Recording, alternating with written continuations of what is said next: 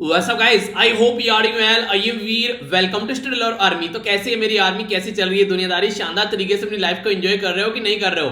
देखिए यार, जिंदगी है, चलती रहनी चाहिए और एंजॉय करते रहोगे तो ही आगे बढ़ेगी. अगर एंजॉय नहीं करोगे तो बोरिंग बन जाएगी. तो जिंदगी को बोरिंग नहीं बनाना है, शानदार तरीके से आप लोग को एंजॉय करना है. बड़ी ही प्यारी बात बोली यार यहाँ पर. हर एक इंसान जो है ना, वो अपनी लाइफ में कुछ ना कुछ कमी ढूंढता है और दूसरे की लाइफ उसको अच्छी लगती है.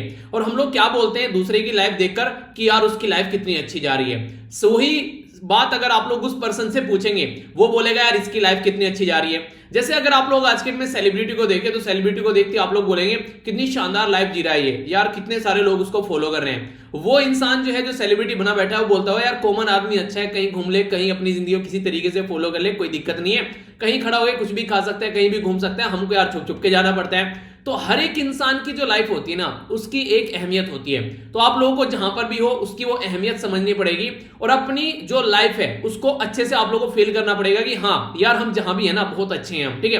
पर लेकिन हम लोग क्या करते हैं, हम लोग उसको ऐसे फील नहीं करते. हमको ऐसा लगता है कि यार हमारी लाइफ में कोई कमी है. एक बात आप लोगों को बता दूं यार, अपनी लाइफ में अगर कमी ढूंढने बैठ जाओगे ना तो 1000 कमी मिल जाएगी. पर लेकिन इसका अपोजिट भी उतना सही है. अगर अपनी लाइफ की आप लोग अच्छाई ढूंढने बैठ जाओगे तो 1000 अच्छाई आप लोगों को मिल जाएगी. अभी आप लोगों के ऊपर डिपेंड करता है कि आप लोग कौन सा पहलू लाइफ का देखना चाहते हैं. हर एक इंसान की लाइफ में बहुत सारी प्रॉब्लम रहती है. किसी न किसी इंसान की लाइफ में ऐसी ऐसी प्रॉब्लम होती है कि आप लोग सुनकर उनको दहल जाओगे कि यार ये इंसान जो है ये अपनी जिंदगी जी कैसे रहा है, ठीक है. आप लोगों ने कई सारी यूट्यूब पर वीडियो देखे होंगे. कई सारे ऐसे इंसान होते हैं जिनके ना हाथ है ना पांव है, वो भी अपनी जिंदगी जी रहे हैं, ठीक है. हमारी छोटी सी एक उंगली में जरा सी चोट लग जाए, हमको ऐसा लगता है यार पता नहीं क्या प्रॉब्लम आ गई. तो इस तरीके से आप लोग अंडरस्टैंड कर सकते हैं. तो इस तरीके से अपनी लाइफ को अगर आप लोगों ने पॉजिटिवली लेना स्टार्ट कर दिया तो हर एक दिन आप लोगों को अच्छा लगेगा. अपना शेड्यूल बनाइए, अपना टाइम टेबल फॉलो कीजिए और फिर देखिए उस जिंदगी में आप लोगों को इंटरेस्ट आने लगेगा. अगर आप लोग इंटरेस्ट लेना चाहोगे तो. इंटरेस्ट लेना नहीं चाहोगे तो फिर कोई इंटरेस्ट आने वाला ही नहीं है. किसी भी चीज में आप लोगों को इंटरेस्ट तब आता है जब आप लोग उसको टाइम देते हो, जब आप लोग उसको समझते हो. तो चीजों को टाइम दो, समझो, तभी इंटरेस्ट आएगा. कोई भी सब्जेक्ट में आप लोग का तब तक इंटरेस्ट आएगा नहीं जब तक आप लोग उसके बेसिक नहीं जानते. एक बार बेसिक जान लो, फिर आप लोग उसको उंगलियों पर खेलोगे उस सब्जेक्ट को और फिर आप लोग का इंटरेस्ट आएगा. आप लोग बोलेंगे मेरा फेवरेट सब्जेक्ट है. बना कैसे? टाइम दिया भाई साहब, तब बना है. तो इसी तरीके से रिलेशनशिप आप लोग देखते हैं, उसमें आप लोग टाइम देते हैं, 24 घंटे लगे रहते हैं. जब फर्स्ट टाइम रिलेशनशिप में जाते हैं तो वो आप लोगों को लगता है कि यार कितना अच्छा चल रहा है सब कुछ, क्योंकि आप लोगों ने इसको टाइम दिया है. तो कोई भी चीज जहां पर टाइम आप लोग देते हो वो आप लोग को अच्छी लगने लगती है, ठीक है. तो उसको एंजॉय करने लगते हो आप लोग, क्योंकि आप लोग उस चीज को समझने लगते हो. तो हमेशा चीजें ऐसी ही चलती है, तो उनको समझो, एंजॉय करो और अपनी जिंदगी पर भी आप लोग को फक्र महसूस होना चाहिए कि यार हाँ हमारी भी शानदार जिंदगी है. 2 वीडियो यार डेली देखने को मिलते हैं और शानदार तरीके से आप लोग इनको एंजॉय कर सकते हैं. एक बच्चे के द्वारा बड़ी ही इंटरेस्टिंग सी बात बोली गई. बोला है कि सर पहले वाली वीडियो तो टाइम पर आ जाती है पर ये वाली वीडियो टाइम पर नहीं आ पाती है. तो देखिए यार, ये वाली वीडियो के लिए ना मेरे पास में अनलिमिटेड टाइम होता है, ठीक है. ये मैं वीडियो कितने भी घंटे बैठ के बना सकता हूं, इसमें कोई दिक्कत नहीं है. पर लेकिन ये वाली जो वीडियो होती है ना, इसके लिए न्यूज़पेपर का फिक्स टाइम है, ठीक है. तो न्यूज़पेपर आप लोगों को देखने को मिलेगा मॉर्निंग में आता है. कभी उनका अपलोड करने का टाइम भी डिले हो जाता है, कभी 2 बजे, कभी 3 बजे, कभी 2:30, कभी 4 बजे. इस तरीके से उनका अपलोडिंग का टाइम रहता है, ठीक है. वो जो वहां पर वेबसाइट पर जो नॉर्मली जहां से डाउनलोड किया जाता है, जैसे मैं दिल्ली वाला एडिशन पढ़ाता हूं आप लोगों को, तो वहां पर कई बार ऐसा होता है कि वो उसको तो और भी लेट अपडेट करते हैं. कोयम्बटूर वाला है, चेन्नई वाला है, उसको जल्दी अपडेट कर देते हैं. तो उसके ऊपर डिपेंड करता है. मॉर्निंग में न्यूज़पेपर आया, मॉर्निंग में पूरा एडिटोरियल तैयार करना है, मॉर्निंग में सारी चीजें लगानी है. उसके लिए ऐसा नहीं कि आप लोग एक्स्ट्रा लगा के कुछ चीजें रख सकते हो. तो इसलिए इसमें कई बार ऐसी दिक्कत देखने को मिल जाती है, ठीक है. और इसी के बाद में मेरी पूरी वीडियो जो है मतलब पीपीटी बनकर जो है वो तैयार हो जाती है जल्दी. पर लेकिन फिर उसके बाद में जैसे मान लीजिए 50 मिनट की वीडियो है तो उसको रिकॉर्ड करने में टाइम लगा, फिर उसको 10-15 मिनट जो है उसको बल्कि ज्यादा लग जाते हैं, डिकोड करने में टाइम लगा, फिर अपलोड करने में टाइम लगा. यानी कि वीडियो बनने के बाद में 2 घंटे बाद, लगभग 1.5 घंटे बाद वो आप तक पहुंचती है. समझ रहे हैं आप लोग? तो उसमें कई सारी दिक्कतें पड़ जाती हैं. तो ये दिक्कत है, वरना ऐसी कोई प्रॉब्लम नहीं है. पर लेकिन फिर भी मैं कोशिश करता हूं कि जल्दी आ जाए. कोशिश करेंगे कि इस वीडियो को 7:30 बजे तक लेकर आएंगे, तो जल्दी कोशिश करते हैं, ठीक है. देखते हैं थोड़ा सा और अच्छे से उठता हूं जल्दी और टाइम करेंगे थोड़ा सा मैनेज करके. इसमें और भी कई सारी चीजें इशू बन जाते हैं, देखते हैं सबको सोल्व करेंगे, ठीक है. कोई भी चीज इंपॉसिबल तो नहीं है, होगी जरूर. जब करने बैठेंगे, ठान लिया है तो बस करेंगे जरूर, ठीक है. ये आप लोग टकटकी लगाकर वीडियो देखिएगा, मजा आ जाएगा। वीडियो देखने के बाद में आप लोगों को लगेगा कि यार कुछ ना कुछ नया सीखा है। तो जिंदगी में डेली कुछ सीखते रहो यार, यही जिंदगी है, वरना कट जाएगी और पता भी नहीं चलेगा कद में निकल गई है। आइए अब नजर डालते हैं। यहां पर 10 क्वेश्चन है आप लोगों के सामने, अटेम्प्ट कीजिएगा इनको, देखिए कितना याद है आप लोगों को। अगर किसी क्वेश्चन का आंसर भी नहीं दे पाते हैं तो दिल छोटा मत कीजिएगा, वीडियो के अंदर डिस्कस करूंगा उसको, ठीक है। बात करते हैं यहां पर national marine turtle action plan के बारे में। ये जो एक्शन प्लान है एक्सटेंड किया गया 2021 से लेके कब तक का। मैरीन टर्टल यानी कि जो कछुए होते हैं उनके बारे में बात की जा रही है, ठीक है। इसी के साथ में एक कंट्री के साथ में मिलकर हम लोग प्रोटोकॉल में हैं कि ट्रांस बाउंड्री जो एलिफेंट कंजर्वेशन प्लान है, अगर आप लोग कोई क्वेश्चन बोले हमारी country trans boundary conservation plan में है, तो नॉर्मल सी बात है आप लोग उसी कंट्री का नाम बोलेंगे जिसके साथ में हमारी कंट्री की बाउंड्री टच है, ठीक है। तो कौन सी कंट्री, अगर मैं आप लोगों को अगर उदाहरण देकर आप लोगों को बोलूं, नेपाल है, भूटान है, बांग्लादेश है या म्यांमार है, ठीक है। पाकिस्तान चाइना के साथ में अच्छे रिलेशन है नहीं, और बांग्लादेश जो है पाक ऑक्युपाइड एरिया के साथ में टच करता है, तो बात ही खत्म होगी। तो इन 4 कंट्री में से आप लोग ऑप्शन चूज कर लीजिए अपना, ठीक है। यूनाइटेड नेशन क्लाइमेट कॉन्फ्रेंस जो अभी रिसेंटली आप लोगों को देखने को मिली, ठीक है। एक तो जो बेसिकली एक क्लाइमेट कॉन्फ्रेंस देखने को मिली जो यूएसए के द्वारा क्लाइमेट कॉन्फ्रेंस ऑर्गेनाइज कराएगी। वो जो कॉन्फ्रेंस ऑर्गेनाइज कराएगी वो ऐसा है कि जैसे आप लोगों ने देखा किसी कंट्री के प्राइम मिनिस्टर दूसरी कंट्री में विजिट करना चाहते हैं तो पहले माहौल बनाने चले जाते हैं, वहां के फॉरेन मिनिस्टर या फिर कोई दूसरे जो लोअर लेवल के जो डिग्नेटरी है वो वहां पर घूम कर आते हैं ताकि प्राइम मिनिस्टर की जो मीटिंग है उसके लिए एक खाका तैयार किया जा सके, ठीक है। तो वही माहौल है यहाँ पर। अभी जो मीटिंग देखने को मिली थी वो खाका तैयार कर रही थी कि आगे कैसे चीजों को लेकर चल रहे हैं। जब कॉन्फ्रेंस ऑफ पार्टी होगी 26, तो उसके बारे में बात की जा रही है, ये नवंबर के महीने में होगी 2021 में, ठीक है। तो आप लोगों को ये बताना है कहां पर होगी। इंपॉर्टेंट बात यहां पर ये होता है, देखिए डेली रेगुलर अगर आप लोग न्यूज सुनते हैं, अब ये जो न्यूज है ये मैं आप लोगों को पहले भी 1-2 बार बता चुका हूं, आज फिर इसका जिक्र आ गया, फिर से आप लोगों को बता दिया। अब नवंबर के महीने में जब ये मीटिंग होने वाली होगी फिर इसका जिक्र आ जाएगा, तब आप लोगों के सामने जब ये मीटिंग हो जाएगी कंप्लीट फिर इसका जिक्र आ जाएगा आप लोगों के सामने, ठीक है। और जब तक अगली वाली नहीं होगी तब तक पहले वाली का जिक्र होगा। तो रेगुलर अगर आप लोग वीडियो सुनते रहते हैं ना यार, इतनी बार चीजें रिवाइज हो जाती हैं कई सारी, तो कि आप लोग आधे क्वेश्चन वैसे अटेम्प्ट कर लोगे। तो ये फायदा होता है रेगुलरिटी रखने का।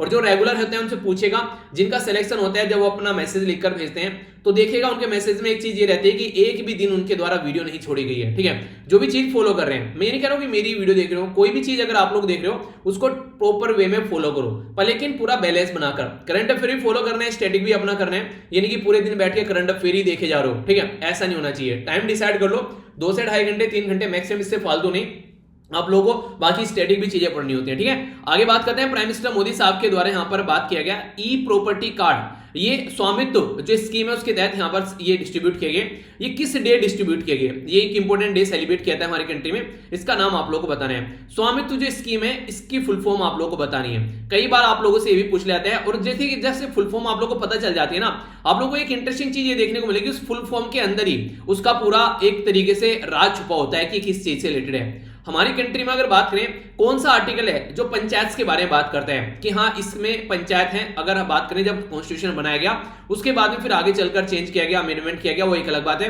पर स्टार्टिंग में डीपीएसपी में एक आर्टिकल था, उसका नाम बताइए कौन सा आर्टिकल है जो स्टेट को एम्पावर करता है कि वो सब्जेक्ट जो है वो लोकल सेल्फ गवर्नमेंट के लिए भी दे, यानी कि ऐसा नहीं कि अपने पास ही सारी पावर रखनी है। तो ये भी एक इंपॉर्टेंट आर्टिकल है जिसके बारे में आप लोगों को पता होना चाहिए। 4 एस्ट्रोनॉट यानी कि जो आसमान में जाते हैं रिसर्च स्टडी करने के लिए, तो यहां पर बेसिकली 4 एस्ट्रोनॉट जो हैं ये इंटरनेशनल स्पेस स्टेशन पे यहां पर इनको भेजा जा रहा है, ठीक है। तो फ्लोरिडा यूएसए से इसको लॉन्च किया गया। बेसिकली यहां पर नासा और एक स्पेस एजेंसी है जिसके साथ मिलकर ये काम किया जा रहा है, तो इसका नाम आप लोग को बताना है। बात की जा रही है कोडेक्स। कोडेक्स बेसिकली यहां पर कई बार आप लोगों से ऐसी चीजों के बारे में पूछ ले जाते हैं, यह है कोडेक्स एलिमेंट्रियस जो कमीशन है, इसके बारे में बात की जा रही है। इंटर गवर्नमेंटल बॉडी है जो कि ज्वाइंटली बनाएगी यूनाइटेड नेशन फूड एग्रीकल्चर जो ऑर्गेनाइजेशन है FAO उसके द्वारा, और एक ऑर्गेनाइजेशन है उसके द्वारा 1963 में। इसका काम क्या है कि फूड का जो स्टैंडर्ड है उसको बेसिकली फ्रेमवर्क तैयार करना है ताकि जो फूड का स्टैंडर्ड बना रहे, ठीक है। Rain forest of the seas किसको बोला जाता है, ये ऐसे क्वेश्चन बड़ी फ्रीक्वेंटली पूछे जाते हैं वनडे टाइप के जो एग्जाम है, ऐसी बातें आप लोगों को बोल देते हैं कि किसको ये चीजें बोली जाती हैं, ठीक है। पिंक सिटी का नाम जो है वो पिंक सिटी क्यों रखा गया, ऐसे क्वेश्चन के आप लोगों से पूछे जाते हैं। बताइए चलिए पिंक सिटी का नाम पिंक सिटी क्यों रखा गया, देखता हूं कौन आंसर देता है। जयपुर वालों तो कम से कम शर्म कर लेना, तुम लोगों को तो पता होना चाहिए, ठीक है, बताइएगा जरूर, ठीक है। आइए आगे बढ़ते हैं, आज की इंपॉर्टेंट न्यूज से स्टार्ट करते हैं। सबसे पहले इंपॉर्टेंट डे है, उसके बारे में हम लोग जानते हैं। इंपॉर्टेंट डे यहां पर बात कर रहा है world day for safety and health के बारे में। World day for safety and health at work, यानी कि जो वर्क आप लोग करने चाहते हैं, जो भी वर्क आप लोग करने जाते हैं, जो काम आप लोग करते हैं, वहां पर सेफ्टी होनी चाहिए, ठीक है, और हेल्थ एक तरीके से सही होनी चाहिए। तो इसके रिलेटेड 28 अप्रैल को ये डे सेलिब्रेट किया जाता है। तो सबसे इंपॉर्टेंट बात तो ये बन जाती है कि इंटरनेशनल लेबर ऑर्गेनाइजेशन के द्वारा इसको 2003 से सेलिब्रेट करना स्टार्ट किया, ताकि जो ऑक्यूपेशनल सेफ्टी है, यानी कि जहां पर आप लोग कोई काम करते हैं वहां पर हेल्थ और सेफ्टी वो मेंटेन होनी चाहिए, ठीक है। और अगर मेंटेन नहीं है तो आप लोग को एफर्ट लगाने पड़ेंगे टेक्नोलॉजी का यूज करके उस पर्टिकुलर एरिया में क्या क्या चेंज लाने हैं, क्लाइमेट चेंज को भी ध्यान में रखना है, डेमोग्राफी भी आप लोगों को ध्यान में रखनी है, उस एरिया में कौन कौन लोग रहते हैं, तो वो सारी चीजें आप लोगों को ध्यान में रखनी है। तो इसी के चलते थीम भी अब की बार यहां पर देखने को मिल रही है। थीम होता क्या है, बेसिकली एक साल में जो फोकस एरिया होने वाला है उस एरिया का, उसके बारे में बात करते हैं। तो बात की जा रही है एंटीसिपेट, एक तरीके से एंटीसिपेट करना है, प्रिपेयर करना है और रेस्पॉन्ड करना है, ठीक है। तो यहां पर जो क्राइसिस है उसके बारे में बात की जा रही है, ऑक्यूपेशनल हेल्थ एंड सेफ्टी के बारे में बात की जा रही है, ठीक है। तो इसके बारे में आप लोग एक मोटा मोटा आइडिया जरूर रखिएगा, तो इंपॉर्टेंट है, आप लोग इसके बारे में पता होना चाहिए, ठीक है। आइए अब आगे बढ़ते हैं, कुछ शॉर्ट न्यूज देखते हैं। कहने के लिए तो हालांकि ये शॉर्ट न्यूज है पर लॉन्ग न्यूज होगी, क्योंकि कई सारी न्यूज इसके अंदर थी, तो मुझे लगा कि इसका एक ओवरव्यू आप लोगों को दे दूंगा तो कई सारी बातों का एक साथ पता चल जाएगा। इंडिया के बारे में बात करें, अपने देश के बारे में, तो यहां पर बात की जा रही है conservation of migratory species. Migratory species मतलब एक एरिया से दूसरे एरिया में माइग्रेट करके चली जाती है, उनको माइग्रेटरी स्पेसिस बोलती हैं, ठीक है। आप लोगों ने गाना सुना होगा, पंछी नदियां पौन के झोंके, कोई सरहद ना इन्हें रोके, तो माइग्रेटरी डिजीज के बारे, वो माइग्रेटरी स्पेसिस के बारे में बात कर रहा है बेसिकली, ठीक है। यहां पर बात करें, फरवरी के महीने में हमारी कंट्री में last year 13th conference of parties देखने को मिली, जो कि बात करता है कन्वेंशन ऑन माइग्रेटरी स्पीसीज, यानी कि माइग्रेटरी स्पीसीज का भी हम लोग को ध्यान रखना है। तो ये हमारी कंट्री में हुआ फरवरी के महीने में। तो इंडिया के द्वारा सक्सेसफुली यहाँ पर जो एशियन एलिफेंट है, ग्रेट इंडियन बस्टर्ड है, जो कि अभी पाकिस्तान में कई बार उनको मारा भी जाता है, ठीक है। इसी के साथ में जो यहाँ पर बात की जा रही है बंगाल फ्लोरिकन है, इनके बारे में, तो इनको अपेंडिक्स 1 में रखा गया है, ठीक है, जो कि यहाँ पर कन्वेंशन ऑन माइग्रेटरी स्पीसीज के बारे में अगर बात करते हैं हम लोग, ताकि मिलकर काम कर सकें, इनके खिलाफ कोई भी उल्टी सीधी हरकतें सोसाइटी में न देखने को मिले। और इंपॉर्टेंट बात यहां पर यह है, जो यहां पर कन्वेंशन ऑन माइग्रेटरी जो स्पीसीज है करेंटली, यानी कि प्रेजेंट टाइम पर अगर आप लोगों से पूछे कि जो यहां पर कन्वेंशन ऑन माइग्रेटरी जो स्पीसीज है, कॉन्फ्रेंस ऑफ पार्टी जो है, इसका अभी फिलहाल प्रेसिडेंट कौन है, तो ये भी आप लोगों से क्वेश्चन बन जाएगा। तो प्रेसिडेंट भाई साहब हम ही हैं, ठीक है, तो ये आप लोगों को पता होना चाहिए। अगर बात करें, फर्स्ट टाइम इंडिया जो है वो इलेक्ट किया गया चेयर उसके पास में, यानी कि हम पहली बार यहाँ पर जो कन्वेंशन ऑफ माइग्रेटरी जो स्पीसीज है स्टैंडिंग कमेटी के चेयरमैन पहली बार हम लोग बने, तो ये भी एक गर्व की बात आप लोग बोल सकते हैं कि हमारे पास में चेयरशिप है और हम ही चीजों को यहाँ पर लेकर चल रहे हैं। इसी के साथ में जो बात की जा रही है मेरीन मेगाफोना, फ्योना क्या होता है, देखिए फ्लोरा और फ्यूना आप लोगों ने सुना होगा। फ्लोरा का मतलब होता है पेड़ पौधे फूल पत्ते, ठीक है, और जो मेगाफ्यूना होता है, ये होता है बेसिकली जो जीव जंतु जानवर चिड़िया वगैरह ये सारी चीजें, इनको फ्यूना बोलते हैं। तो यहां पर बात की जा रही है मैरीन, जो कि सी के अंदर पाए जाने वाले जो मेगा फ्यूना है, यानी कि जो भी यहां पर जीव जंतु पाए जाते हैं, मछली कछुए जो भी आप लोग देखने को मिले, तो कैसे उनके लिए गाइडलाइन होनी चाहिए, कैसे उनको हम लोग को ध्यान रखना है, तो ये भी फोकस दिया जाएगा यहाँ पर। नेशनल मैरीन टर्टल जो एक्शन प्लान है वो 2021 से लेके 2026 तक आप लोगों को देखने को मिल रहा है। प्रोजेक्ट ये डॉल्फिन है हमारी कंट्री में, जहां पर रिवर के अंदर जो डॉल्फिन पाई जाती है और जो समुद्र के अंदर जो डॉल्फिन पाई जाती है, उनको कैसे हम लोग को कंजर्व करना है, इसके ऊपर फोकस दिया जा रहा है। गवर्नमेंट के द्वारा एक्शन प्लान तैयार किया गया 5 ईयर का वल्चर, जिनको गिद्ध बोलते हैं इन इंडिया, ठीक है। तो गिद्ध क्या होते हैं, देखिए वो आपकी सफाई का काम करते हैं, कोई गली सड़ी कोई बोड़ी पड़ी हुई है किसी जानवर जीव जंतु की, उसको खा जाते हैं। तो उससे क्या होता है कि एक तरीके से ये सफाई कर्मचारी होते हैं, पृथ्वी के ऊपर गंदगी फैलाने से रोकते हैं, तो एक अच्छी बात है। इंडिया और बांग्लादेश जो है ये एक इंपॉर्टेंट प्रोटोकॉल में है, अगर ट्रांस बाउंड्री कोई एलिफेंट जो है एक एरिया से दूसरे एरिया में जाता है तो उसको कंजर्व करना है, तो ये इंडिया और बांग्लादेश है। याद रखिएगा, बांग्लादेश हमारी कंट्री के साथ में सबसे बड़ी बाउंड्री भी टच करता है, ठीक है। तो ये प्यारा सा क्वेश्चन पूछा जाता है। अच्छा, इंटरेस्टिंग चीज आप लोग बताइए, ऐसा कौन सा देश है जो हमारी कंट्री के साथ में सबसे कम और छोटी सी बाउंड्री टच करता है, ठीक है। नॉर्मली आप लोग कई बार उसको ध्यान भी नहीं देते हैं, ये आप लोग बताइएगा वो। और बात कर रहा हूं जो गवर्नमेंट ऑफ इंडिया का मैप है उसके हिसाब से मैं आप लोगों से, ठीक है। एम है यहाँ पर कंजर्व करने के लिए एलिफेंट, इंक्लूडिंग जो सेफ नेचुरल माइग्रेशन, एक तरीके से माइग्रेशन है इंटरनेशनल बॉर्डर पर, ताकि ह्यूमन एनिमल कॉन्फ्लिक्ट को भी कम किया जा सके। एनिमल कॉन्फ्लिक्ट का मतलब क्या है कि ह्यूमन एलिमेंट कॉन्फ्लिक्ट, या फिर आप लोग बोले यहाँ पर बात करें एलिफेंट के बारे में, हाथी के बारे में, या फिर दूसरे जानवरों के साथ भी देखने को मिलती है। तो कोशिश ये रहती है कि कोई भी ऐसा प्रॉब्लम न देखने को मिले, तो उसके बारे में बात की जा रही है। तो कॉन्फ्रेंस ऑफ पार्टी जो 13 है ये हमारी कंट्री में देखने को मिली, फरवरी के महीने में। और इंपॉर्टेंट है कहां हुई, ये 17 से लेकर 22 फरवरी तक हुई थी और यहां पर गांधीनगर गुजरात के अंदर ये देखने को मिली थी। तो देखिए अगर कोई न्यूज आ गई फिर से तो यहां पर न्यूज में आ जाता है। अभी इसको जो एक्सटेंड किया गया यहां पर जैसे कि 21 से 26 तक का, ये चीजें देख लो, कोई भी न्यूज अगर उससे रिलेटेड आते हैं तो पीछे का बैकग्राउंड यहां पर डिस्कस हो गया। अब आप लोग ये समझिए कि फरवरी महीने तक का करंट अफेयर यहां पर कवर हो गया। तो इस तरीके से आप लोगों को रेगुलर वीडियो सुनने का फायदा होता है। ठीक है, आगे चलते हैं। यहां पर नेक्स्ट बात की जा रही है एक पर्टिकुलर दवाई के बारे में जिसका नाम है एस्ट्राजेनेका। आप लोगों ने इसका नाम कई बार सुना होगा, कोविड-19 के लिए यूज की जा रही है। पर लेकिन दिक्कत यार ये देखने को मिल रही है, ये जो दवाइयां है ना ये सारी कोई भी 100% सिक्योर नहीं है। पर लेकिन कोरोना ने इतनी बर्बादी फैला दी ऑल ओवर वर्ल्ड में कि हम लोग को आनन फानन में ये दवाइयां यूज करनी पड़ रही है। तो कोई ना कोई रिएक्शन देखने को मिल रही है। मान लीजिए मेरी और आपकी बॉडी बिल्कुल फिट है, हमको दवाई दी, हमारी बॉडी पर कोई रिएक्शन नहीं हुआ उल्टा सीधा। कोई ऐसा इंसान है, किसी को थायराइड की प्रॉब्लम है, किसी को डायबिटीज की प्रॉब्लम है, किसी को कोलेस्ट्रॉल की और दूसरी कोई प्रॉब्लम है, ठीक है, किसी को किडनी की प्रॉब्लम है। अब उसको वो दवाई दे जा रही है तो उसको कोई रिएक्शन निकल कर आ गई, तो ऐसी बहुत बड़ी दिक्कतें देखने को मिल रही है। तो अभी यहां पर रेयर ब्लड क्लोटिंग देखने को मिली जो कोविड-19 की वैक्सीन जिन लोगों को दी जा रही है एस्ट्राजेनेका। तो इसके चलते यहां पर कई सारी कंट्री तो ऐसी हैं जिन्होंने यहां पर अभी फिलहाल जो है ये दवाई के चलते यहां पर दो लोगों को दवाई देना बंद कर दिया एक स्पेसिफिक कैटेगरी के लिए। ठीक है, कई सारी कंट्री ऐसी भी है जिन्होंने बिल्कुल ही बंद कर दिया, कोई मतलब नहीं है फालतू में लोगों की जान जाए, ब्लड क्लोटिंग बन जाए। क्लोटिंग क्या होता है? थक्का जम जाना बॉडी के अंदर ब्लड का, तो उसके बारे में बात की जा रही है। एडवर्स इफेक्ट देखने को मिलता है कई बार जो इम्यूनाइजेशन है, नॉर्मली इम्यूनाइजेशन अच्छा करने का काम करती है पर लेकिन ये उसका अपोजिट काम कर रही है। तो एस्ट्राजेनेका जो है यहां पर ये जो क्लोट क्रिएट इसके द्वारा किया जा रहा है, तो एक तरीके से कई की बॉडी में तो ये देख रहा है कि लो प्लेटलेट्स काउंट कर देती है यहां पर, जिससे कई बार आप लोगों ने बीमारी में देखा भी होगा। ठीक है, कई बार जो प्लेटलेट्स जो होती है वो काफी कम हो जाती है। जो मच्छर जनित बीमारी होती है, बताइए कौन सी ऐसी बीमारी है जिसमें प्लेटलेट काफी डाउन हो जाती है? वो बीमारी का नाम बताइए जो आप लोग सुनते भी हैं कई बार। ठीक है, तो ये कंडीशन देखने को मिलती है। तो इसका मतलब और नेगेटिव इंपैक्ट डाल रही है। तो अभी क्लिनिकल ट्रायल प्रॉपर होनी चाहिए, एडवर्स इंपैक्ट क्या है वो समझना चाहिए, तब दवाई को आगे लेकर चलना चाहिए। पता चला कि वो बीमारी तो ठीक करने से गई और दूसरी बीमारी बॉडी में क्रिएट कर दी। तो ये जो नेगेटिव इंपैक्ट होते हैं कई बार दवाइयों के, वो अंडरस्टैंड करने और लोगों के माइंड में एक बार उसकी नेगेटिव इन्फॉर्मेशन सेट हो गई ना, फिर सबसे बड़ी दिक्कत ये होगी कि लोग जो है दवाई लेने से हेजिटेट होंगे। और एक बार लोगों के हेजिटेशन बढ़ गई दिमाग में दवाई लेने से, तो फिर उस दवाई को कोई भी यूज नहीं करेगा। तो दवाई जो है वो थोड़ा सा अंडरस्टैंड करनी पड़ेगी पहले। ठीक है, ये भी एक इंटरेस्टिंग न्यूज आप लोग बोल सकते हैं। मैं आप लोगों को बोलूं कि एक पर्टिकुलर एक सिलेंडर दूं गैस का, उसमें कई सारी गैस का मिक्सचर है। ठीक है, आप लोगों को बोलो उसमें से एक गैस निकालनी है, तो उसमें से कोई पर्टिकुलर जो यूज की गैस है वो निकाल लो, बाकी उसमें रहे। तो इसी के चलते यहां पर अभी बात की जा रही है हमारी कंट्री में 162 जो प्रेशर सोइंग एडोप्शन ये पीएसए ऑक्सीजन प्लांट लगाने की बात की जा रही है। ये क्या होता है? बेसिकली ऐसा ऑक्सीजन जो प्लांट लगाया जाता है, कई सारी गैसों का जो मिक्सचर है उसमें से पर्टिकुलर कोई गैस निकालने, मान लीजिए ऑक्सीजन की रिक्वायरमेंट है अभी कंट्री के अंदर, तो उसमें से ऑक्सीजन निकाल ली हम लोगों ने अलग से, तो उसका ये काम किया था इस पर्टिकुलर सिस्टम के तहत। ठीक है, तो पीएसए ऑक्सीजन प्लांट जो लगाए जा रहे हैं गवर्नमेंट ऑफ इंडिया के द्वारा, तो हमारी कंट्री में ऑल स्टेट और जो भी एरिया है वहां पर मेडिकल ऑक्सीजन फैसिलिटी को प्रोवाइड कराने के लिए 154 मीट्रिक टन तक यहां पर इसके थ्रू किया जाएगा।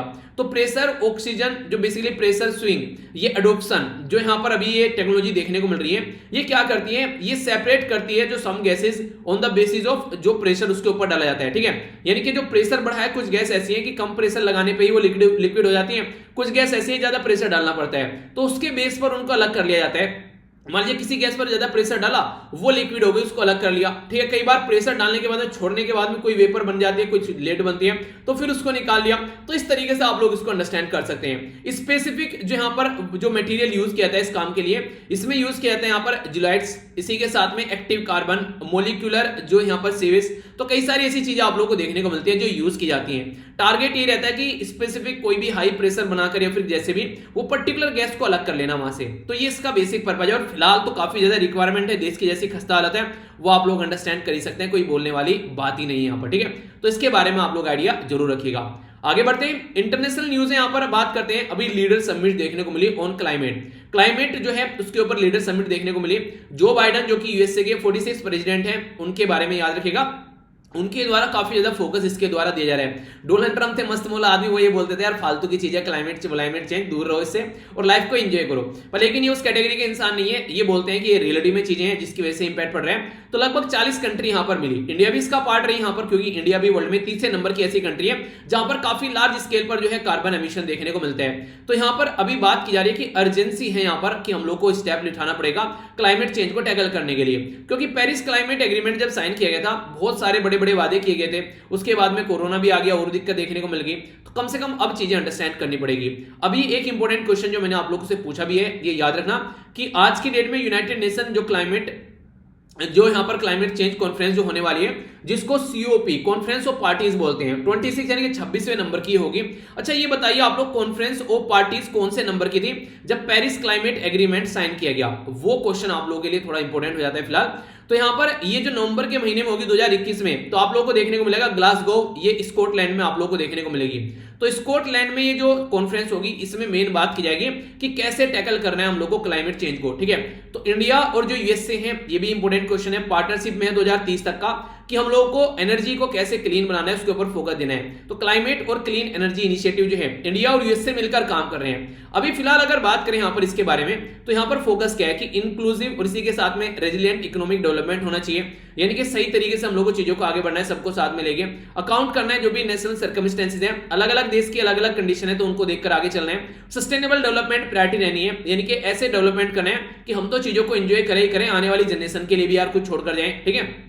ऐसा नहीं कि सब कुछ खत्म कर दे रहे हैं। ऑब्जेक्टिव क्या है? मोबिलाइज करना है इन्वेस्टमेंट। हमारी कंट्री अमीर नहीं आजाद है, यूएसए अमीर है, हमारी कंट्री में आकर भी इन्वेस्टमेंट करो यार। इसी के साथ में डेमोस्ट्रेट करने की बात की जा रही है क्लीन टेक्नोलॉजी, यानी कि देखिए अगर मान लीजिए यूएसए ने रिसर्च एंड डेवलपमेंट पर फोकस कर कोई टेक्नोलॉजी बना ली, तो यार वो टेक्नोलॉजी उन कंट्री को भी दो ना, जो कि यहाँ पर आपका बर्डन यहाँ पर फेस कर रही है। यानी कि आप लोगों ने तो पूरा क्लाइमेट चेंज कर दिया, बर्बाद कर दिया, अब फेस उनको भी करना पड़ रहा है। अगर वहां पर टेम्परेचर बढ़ रहा है, तो अगर वहां पर बर्फ पिघल रही है, तो उनके भी एरिया डूब रहे हैं, ठीक है। वहां पर खेती की पैदावार कम हो रही है, उनकी भी हो रही है, तो वो सारी चीजें आप लोगों को हेल्प करनी चाहिए। इनेबल करना है ग्रीन कोलैबोरेशन इन इंडिया, मिलकर काम करें यहां पर।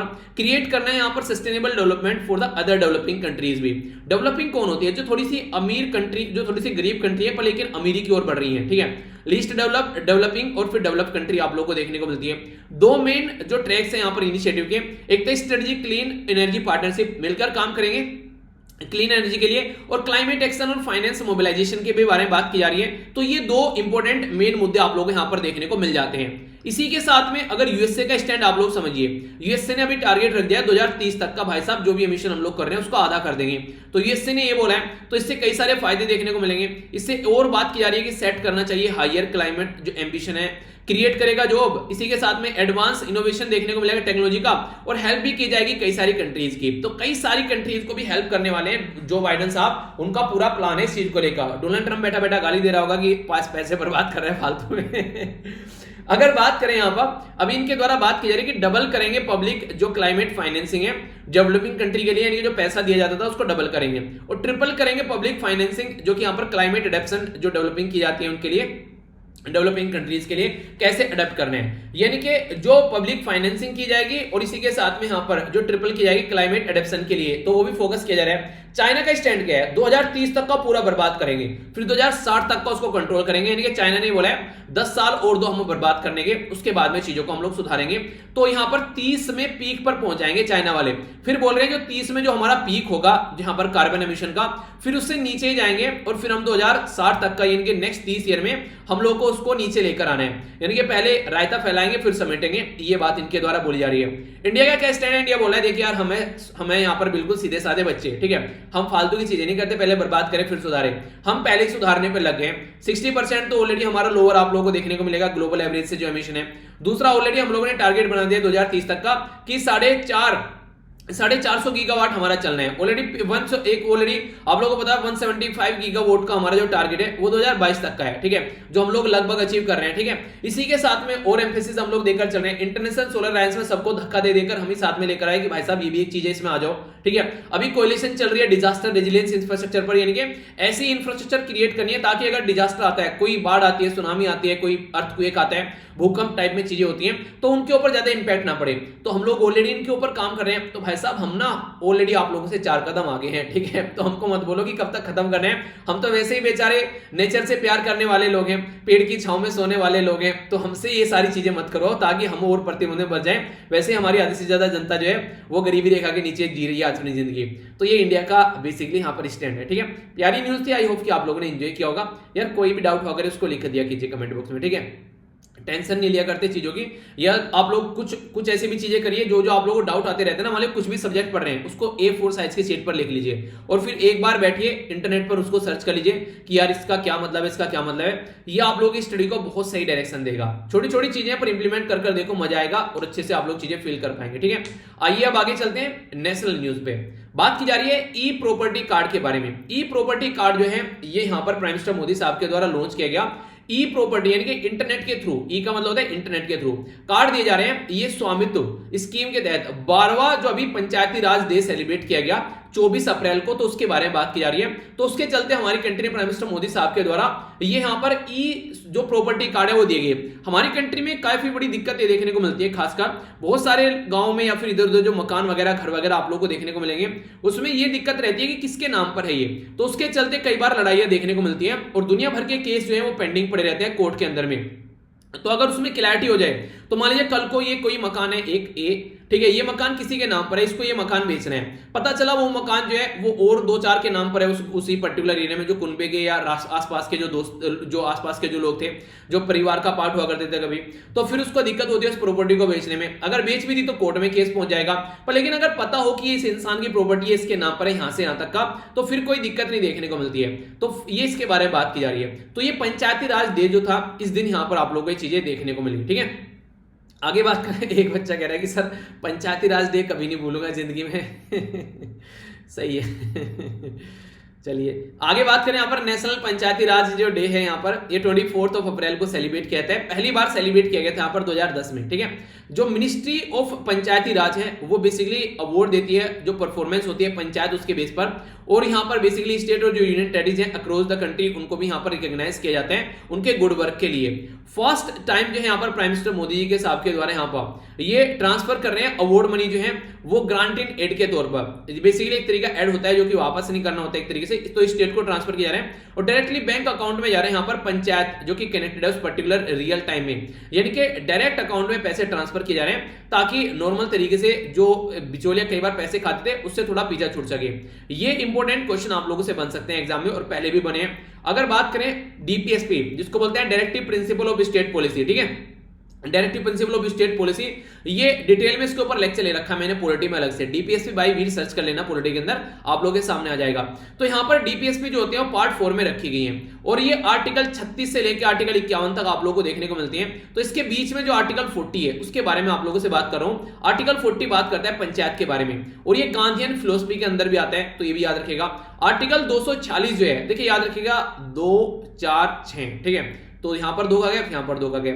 246 जो है यहां पर ये स्टेट को पावर देता है कि आप लोग जो है अपनी जो लोकल सेल्फ गवर्नमेंट है उनको भी थोड़े सब्जेक्ट दीजिए काम करने के लिए। ऐसा नहीं कि सारी जो चीजें हैं अपने नीचे दबाए बैठे हैं। पंचायती राज जो इंस्टीट्यूशन है हमारी कंट्री में ये एक तरीके का यहाँ पर जो एक तरीके यहाँ पर कॉन्स्टिट्यूशन जिसको संविधान में इसको डाला गया, तो 73rd यानी कि 73वां संविधान संशोधन किया गया 1992 में, 1992 में, ताकि हमारी कंट्री में ग्रास रूट लेवल पर हम लोग डेमोक्रेसी बना सकें, उसी के साथ में रूरल डेवलपमेंट किया जा सके। तो Panchayati Raj system basically local self government की बात करते हैं। तो local self government basically local affair यानी कि गांव वाले लोकल एरिया में जो जो चीजें हैं, कहां भाई साहब खड़ंजा नहीं बना है, कहां नलका नहीं लगा है पानी पीने का, ये जो पर्टिकुलर खंबा है इस पे लाइट नहीं लग रही है, यहाँ पे बिजली नहीं आ रही है, एक खंबा और लगवा देते हैं यहाँ पर। तो ये सारे काम जो किए जाते हैं, ठीक है। इसी के साथ में अभी फिलहाल फोकस किया जा रहा है कि स्ट्रेंथन करना है इसको ई गवर्नेंस, यानी कि पंचायती राज इंस्टीट्यूशन को भी इंटरनेट के थ्रू कनेक्ट किया जाए और ई गवर्नेंस देखने को मिले। तो मिनिस्ट्री ऑफ पंचायती राज जो है उसके द्वारा लॉन्च किया गया ई ग्राम स्वराज। तो अगर आप लोगों से कोई डायरेक्ट पूछ ले कि ई ग्राम स्वराज किसके द्वारा लॉन्च किया गया, तो पंचायती राज जो मिनिस्ट्री है उसके द्वारा यहां पर इसको लॉन्च किया गया। यूजर फ्रेंडली ये वेब पोर्टल है। फिर बोलोगे क्वेश्चन कहां से आ गया सर, तो क्वेश्चन भाई साहब यहां से आ गया। थोड़ा सा भी अगर ध्यान से सुना होगा और रिवीजन किया होगा तो आप लोग आंसर दे पाएंगे। तो थोड़ा सा ध्यान से सुनिए और आंसर दीजिए एग्जाम में। ई जो ग्राम स्वराज यहां पर ये यूनिफाइड प्लानिंग करने की बात कर रहे हैं, मॉनिटर करने की बात कर रहे हैं जो ग्राम पंचायत के जो फंक्शंस होते हैं, ताकि उसको अकाउंटेबल भी ठहराया जा सके। और जो स्वामित्व स्कीम के बारे में मैंने अभी आप लोगों से बात की, इसकी फुल फॉर्म आप लोग जरूर याद रखना, जो क्वेश्चन भी पूछा था। इसको बोलते हैं survey of village and mapping with improvise, जो basically improvise technology in village area, यानी कि एक तरीके से यहां पर यूज किया जाएगा सैटेलाइट वगैरह सिस्टम, ताकि जान सके कि ये एरिया किसके अंडर आता है। ये जो स्कीम है ये कोलैबोरेटिव इफेक्ट है किस किसका, एक तो मिनिस्ट्री ऑफ पंचायत काम करिए, स्टेट पंचायती राज डिपार्टमेंट काम करें, स्टेट रेवेन्यू डिपार्टमेंट काम करें और सर्वे ऑफ इंडिया काम कर रहे हैं। सर्वे ऑफ इंडिया ये वही ऑर्गेनाइजेशन है जिसके द्वारा हमारी कंट्री का मैप तैयार किया जाता है, ठीक है। इंडिया के बारे में जो हमारी कंट्री के बारे में बात करें तो एम है कि एक integrated property validation solution for rural India के लिए बनाया जा सके। किसकी कौन सी प्रॉपर्टी है उसका वैलिडेशन हो, ये किसके नाम है, ताकि आगे चलकर कोई दिक्कत देखने को नहीं मिले। स्कीम जो मैप कर रही है लैंड, ये पार्शियल फॉर्म में रूरल एरिया में आप लोग को देखने को मिलेगी। तो ड्रोन टेक्नोलॉजी का यूज किया जाएगा, कम्युनिटी ऑपरेशन रेफरेंस स्टेशन बनाए जाएंगे ताकि चीजों को मापा जा सके। 2020 से लेके 2024 तक का टारगेट है यहाँ पर। ये तो इंपॉर्टेंट है, 24 तारीख को यहाँ पर पंचायती राज डे हो गया और 2024 तक का ये टारगेट है। तो दोनों मेल मिलाप हो गए, तो इस तरीके से भूलना मत एग्जाम में आप, ठीक है। तो अगर कुछ लिखने के लिए भी आए तो ये इंपॉर्टेंट पॉइंट है जिनको आप लोग यूज कर सकते हैं, ठीक है। संवैधानिक एंगल भी आप लोग लिख सकते हैं आराम से। देखिए एक तो संवैधानिक एंगल आप लोग जहां पर भी कुछ आंसर लिख रहे हैं तो संवैधानिक एंगल उसमें जरूर ऐड कीजिए, ठीक है। तो काफी एक प्यारी न्यूज थी यहाँ पर। यहां जो बात की जा रही है ये एक स्टेट से रिलेटेड न्यूज है, तो स्टेट से रिलेटेड न्यूज है पर लेकिन थोड़ी सी खतरनाक टाइप की न्यूज है यहाँ पर। ये जो न्यूज है यहाँ पर इसके बारे में बात की जा रही है रेयर जेनेटिक डिसऑर्डर। आप लोग यहाँ पर ये पिक्चर देखकर ये अंडरस्टैंड कर सकते हैं कि कितनी खतरनाक बीमारी आप लोगों को देखने में लग रही है। एक जो न्यू बोर्न बेबीज होता है तो उसकी जो बॉडी होती है उसकी बॉडी पर क्रैक पड़ जाते हैं, बिल्कुल ऐसे ही जैसे आप लोगों ने सूखी जमीन देखी होगी ना, जब सूखी जमीन जो होती है उसमें क्रैक्स पड़ जाते हैं, तो ऐसे ही यहाँ पर जो न्यू बोर्न बेबी है उसकी बॉडी में क्रैक्स देखने को मिलते हैं। अभी फर्स्ट केस यहाँ पर देखने को मिला इसका उड़ीसा के अंदर में, तो इसी की वजह से ये न्यूज में यहां पर आ गया है। तो आप लोगों को इसके बारे में एक इंफॉर्मेशन जो मैं देने जा रहा हूं, कई बार ऐसे क्वेश्चन एग्जाम में पूछ लिए जाते हैं, ठीक है। और ऐसा नहीं है, यहां पर उड़ीसा में भी फर्स्ट केस देखने को मिला। वैसे नॉर्मली हमारी कंट्री में पहला केस 2016 में आया था महाराष्ट्र के अंदर, तो ये बात आप लोग याद रखिएगा। ये बीमारी का नाम क्या है पहले आप लोग ये देखिए। बीमारी का नाम है यहाँ पर इसका बेसिकली ये है यहाँ पर हार्लेक्विन इचियोथोसिस, ठीक है। तो ये इसका बीमारी का नाम है, HI करके आप लोग याद रख लीजिएगा, हार्लेक्विन इचियोथोसिस, ठीक है। तो ये जो बीमारी है यहाँ पर ये बेसिकली एक जेनेटिक स्किन कंडीशन है यहाँ पर, ये रेयर जेनेटिक स्किन कंडीशन, यानी कि जो इसका कैरियर होते हैं नॉर्मली इस बीमारी के वो पेरेंट्स होते हैं, पेरेंट्स कैरियर होते हैं जिसकी हेल्प से ये बच्चों में पहुंचती है बीमारी यहाँ पर, ठीक है। तो पेरेंट्स से यहाँ पर बच्चों में पहुंचती है ऐसा आप लोग बोल सकते हैं। जो कि ये यहाँ पर जो हर्कुलिन जो इथियोसिस है यहाँ पर, ये बेसिकली जो बीमारी का नाम है यहाँ पर इचियोथोसिस, ठीक है। ये जो बीमारी है एक रेयर जेनेटिक स्किन डिसऑर्डर है जो कि न्यूबॉर्न बेबी में देखने को मिलती है। और ये जो बेसिकली बात की जा रही है इचियोथोसिस जो है बेसिकली ये रेफर किया जाता है एक ग्रुप ऑफ डिसऑर्डर, ठीक है, जो कि बेसिकली ड्राई या फिर स्केली स्किन आप लोगों को देखने को मिलेगी ऑल ओवर द बॉडी, जो एक क्रैक्स टाइप के भी आप लोग यहाँ पर देखने को मिलते हैं, ठीक है। इसी के साथ में यहाँ पर ऑटोसोमल, ठीक है। तो ये ऑटोसोमल जो बेसिकली ऑटोसोमल जो यहाँ पर रेसिसिव जो सिस्टम पैटर्न होता है उसके बारे में बात की जा रही है। इसको भी थोड़ा समझ लेते हैं। तो ऑटोसोमल जो इसका मतलब होता है एक तरीके से इनहेरिटेड, यानी कि जो पेरेंट्स होते हैं उससे यहाँ पर बेसिकली बच्चों में पहुंच रही है ये जो बीमारी है। तो पेरेंट जो होते हैं वो जेनेटिक जो बेसिकली कैरियर पेरेंट यहाँ पर देखने को मिलेंगे, और इसमें जो जीन होता है उसमें म्यूटेशन आप लोगों को देखने को मिलेगी। म्यूटेशन का मतलब होता है चेंज, जैसे अभी कोरोना वायरस का जो वायरस है वो भी म्यूटेड हो रहा है, यानी कि नई फॉर्म में चेंज हो रहा है। तो यहाँ पर बेसिकली एक वन नॉर्मल जीन और इसी के साथ में वन एबनॉर्मल जीन जो होते हैं जब वो मिल जाते हैं, यानी कि एक तरीके से पेरेंट्स से जा रही है तो इसीलिए पेरेंट्स के जीन आप लोगों को देखने को मिलेंगे, तो मिल जाते हैं तो कई बार ऐसी रेयर डिजीज बन जाती है। और ये कोई भेदभाव नहीं करती है कि लड़का है या लड़की है, दोनों में आप लोगों को यहाँ पर ये देखने को मिलेगी। जो ये कोज है जिसकी वजह से होती है चेंज होता है, जो म्यूटेशन होती है यहाँ पर ABCA12 यानी कि ABCA12 जीन जो है इसमें म्यूटेशन आप लोगों को देखने को मिलेगी। यो ABCA12 जो आप लोगों को यहाँ पर देखने को मिल रहा है, ये जो जीन है यहाँ पर ये बेसिकली जो है एक तरीका ये इंस्ट्रक्शन है जो कि मेकिंग ए प्रोटीन, यानी कि एक प्रोटीन का बनाने का प्रोसेस है जो कि नेसेसरी है स्किन सेल्स के लिए, ठीक है, जो कि नॉर्मली डेवलप होता है, ठीक है। तो यहां पर एक तरीके से जो आप लोगों को देखने को मिलेगा, जो न्यूबॉर्न बेबी में जो इन्फेक्शन निकल कर आते हैं यहाँ पर एक थिक स्किन जो आप लोग यहाँ पर देखने को मिलती है, तो उसकी स्किन जो है स्प्लिट हो जाती है यहाँ पर, ठीक है।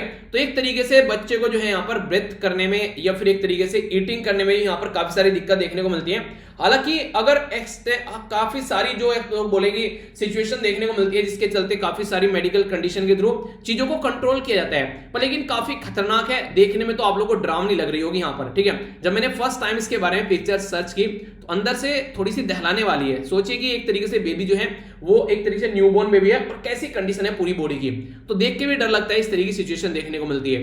तो इस बीमारी के बारे में यहाँ पर बात की जा रही है, पर लेकिन ये काफी रेयर है, यानी कि कोई एक का दुक्का केस देखने को मिलेगा कहीं कहीं, ठीक है। और करियर पेरेंट्स है यहाँ पर ये, तो ये इसके बारे में बेसिक इंफॉर्मेशन है जो आप लोग याद रखिएगा, ठीक है। इकोनॉमी के बारे में यहां पर बात की जा रही है, तो क्या बात की जा रही है उसको समझ लेते हैं। यहां पर बात की जा रही है पर्टिकुलर एक इंस्टीट्यूशन के बारे में जिसको बोलते हैं माइक्रो फाइनेंस इंस्टीट्यूशन। माइक्रो से समझ में आता है कि छोटी चीज के बारे में बात कर रहे हैं। जी हां, छोटा छोटा फाइनेंस देना, जैसे माइक्रो लोन देना, माइक्रो सेविंग कराना, माइक्रो इंश्योरेंस यानी कि छोटा सा इंश्योरेंस करा देना। तो अभी यहां पर सेंटर के द्वारा कंसीडर किया गया कि बेसिकली प्रायोरिटाइजिंग करना है कि यहां पर जो माइक्रो फाइनेंसिंग वाले जो इंस्टीट्यूशन वाले इंप्लॉय हैं या फिर सेल्फ हेल्प ग्रुप के जो वर्कर हैं उनको भी सपोर्ट प्रोवाइड कराया जाए, उनको भी वैक्सीन प्रोवाइड कराया जाए, तो उसके ऊपर फोकस देने की बात की जा रही है। इंश्योर करने की बात की जा रही है लाइन ऑफ क्रेडिट। ये क्या बेसिकली इंश्योर करते हैं लाइन ऑफ क्रेडिट जो पुअर सेक्शन है सोसाइटी का, तो लो इंटरेस्ट पे यहां पर आप लोगों को देखने को मिलेगा ये प्रोवाइड कराया जाता है। तो कोविड-19 की सेकंड वेव में भी ये काम कर रहे हैं। तो यहां पर अगर मान लीजिए कोई हस्तपुष्ट है, जैसे मान लीजिए मैं आप लोगों के लिए लेक्चर लेकर आ रहा हूं, ठीक है, तो मेरा स्वस्थ रहना जरूरी है, ठीक है, स्वस्थ रहना तो सबका जरूरी है, पर लेकिन जो चीजों को पहुंचाने वाला जो कैरियर है, मान लीजिए आप लोगों के घर पर कोई सामान लेकर आ रहा है, ठीक है, जैसे कि डिलीवरी बॉय है, अगर वो स्वस्थ नहीं रहेगा तो इसका मतलब है कि फिर और बहुत सारी प्रॉब्लम क्रिएट हो जाएंगी। पता चला वो दवाई डिस्ट्रीब्यूट कर रहा है, पता चला वो खाने का सामान लेकर जा रहा है, तो लोगों को खाना नहीं मिलेगा तो और ज्यादा दिक्कत हो जाएगी।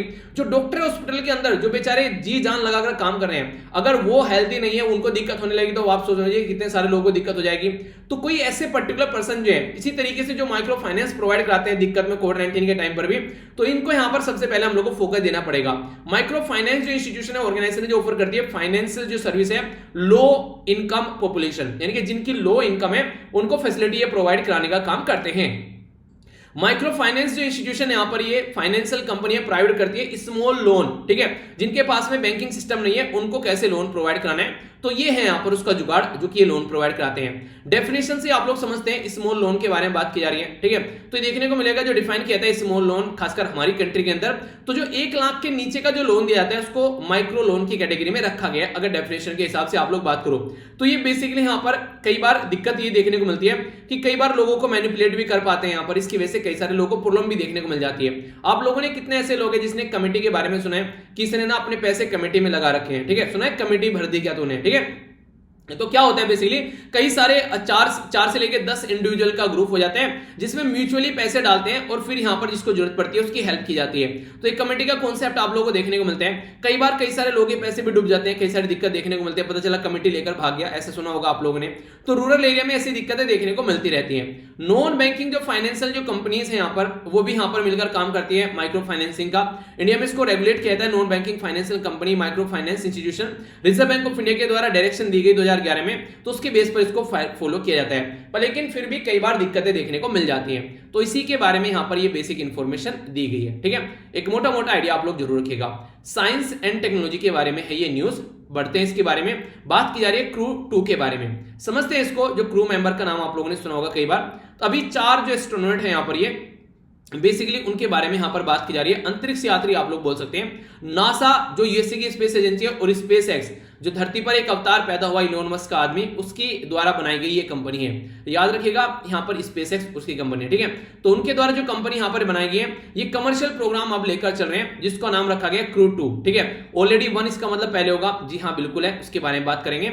नासा की जो कमर्शियल क्रू प्रोग्राम है यहाँ पर ये पार्टनरशिप में है, यहाँ पर एक प्राइवेट एंटिटी जिसका नाम है स्पेस एक्स। तो यहाँ पर ऐसा होता है जैसे मान लीजिए कि कुछ काम एक्सपोर्ट, कुछ काम अपना एक्सपोर्ट कर दिया कि यार ये काम तुम कर लो, हम कहीं और फोकस कर लेते हैं, ठीक है। जैसे मैं बोलूं कल को मान लीजिए कोई कंपनी स्टेब्लिश करनी है, मैं बोलूं यार मैं पढ़ाने का काम कर लेता हूं, फालतू के काम जो है वो बाकी का कोई और आकर देख ले, ठीक है।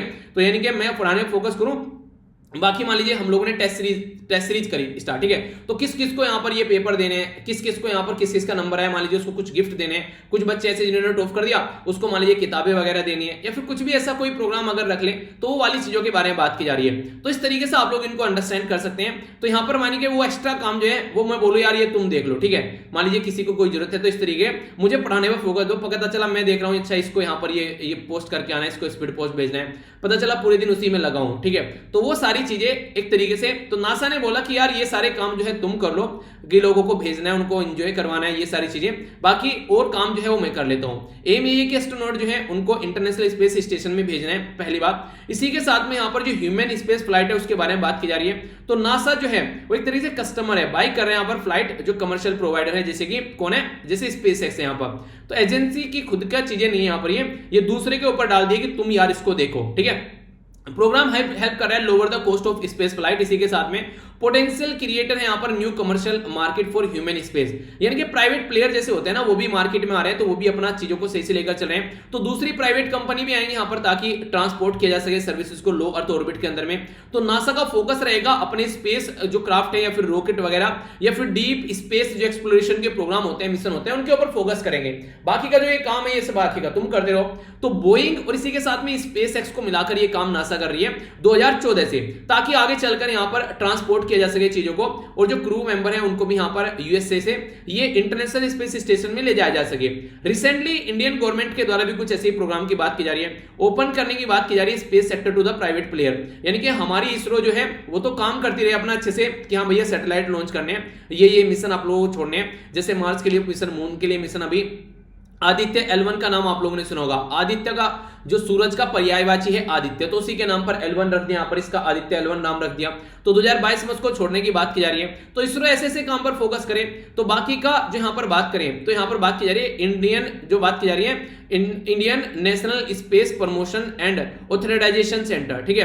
तो यहाँ पर इंसेप्शन इनके प्रारंभ कर रहे हैं इसी तरीका एक सेंटर, जो कि यहाँ पर दूसरे काम देखना अपना देखता रहे अच्छे से, ठीक है। मई 2020 में डेमो 2 ये टेस्ट फ्लाइट थी यहाँ पर इंटरनेशनल स्पेस स्टेशन की, जिसमें 2 एस्ट्रोनॉट को भेजा गया।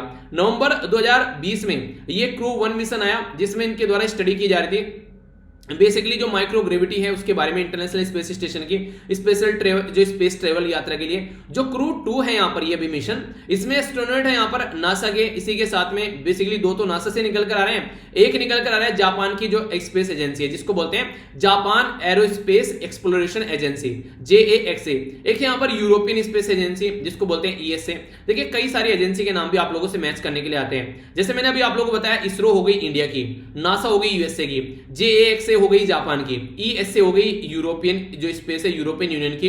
इसी तरीके से रशिया की एजेंसी क्या है और चाइना की एजेंसी क्या है, उनके नाम आप लोग बताइए। आगे अगर बात करें यहाँ पर लगभग 6 महीने तक रहना है और अलग अलग एक्सपेरिमेंट इनके द्वारा कंडक्ट किए जाएंगे। फोकस एरिया है tissue chip in space studies, ठीक है। तो ये टिश्यू चिप स्पेस स्टडी क्या है, तो बेसिकली स्मॉल मॉडल तैयार करने की बात की जा रही है ह्यूमन ऑर्गन से रिलेटेड, ताकि मल्टी सेल टाइप चीजों को तैयार किया सके। देखिए कई बार क्या होता है बॉडी के अंदर कई सारी प्रॉब्लम हो जाती है, तो सेफ इफेक्टिवली ड्रग जो है वहां तक पहुंचानी, तो एक तो ये भी कई बार दिक्कत देखने को मिलती है। इसी के साथ में कई सारे ऑर्गन डेवलप करने की बात की जाती है, ठीक है। कई सारे ऑर्गन दिक्कत हो जाती है, उनको सुधारने की बात की जाती है। तो यहाँ पर ये टिश्यू चिप की बात की जा रही है, इसकी स्टडी की जाएगी। अगर स्पेसिफिक ह्यूमन ऑर्गन या फिर कोई और दिक्कत है उसको किस तरीके से सुधारना है। अर्थ के ऊपर ये चीजें नॉर्मल नहीं फॉलो की जाती है, कई सारे इन्वायरमेंटल या फिर कई सारे इशू निकल कर आते हैं, तो स्पेस स्टेशन में जाकर चीजों पर अच्छे से फोकस किया जाएगा। तो अभी यहाँ पर ये क्रू 2 के मेंबर है जो यहाँ पर जाने वाले हैं, ठीक है। तो एक बेसिक इंफॉर्मेशन है जो कि आप लोगों को पता होना चाहिए। आइए आगे बात करते हैं। यहाँ पर ये बात की जा रही है सर्वे और रिपोर्ट के बारे में। ये क्या सर्वे है और क्या रिपोर्ट है समझते हैं। अभी बात की जा रही है यहाँ पर Notre dam global adaptation initiative के बारे में।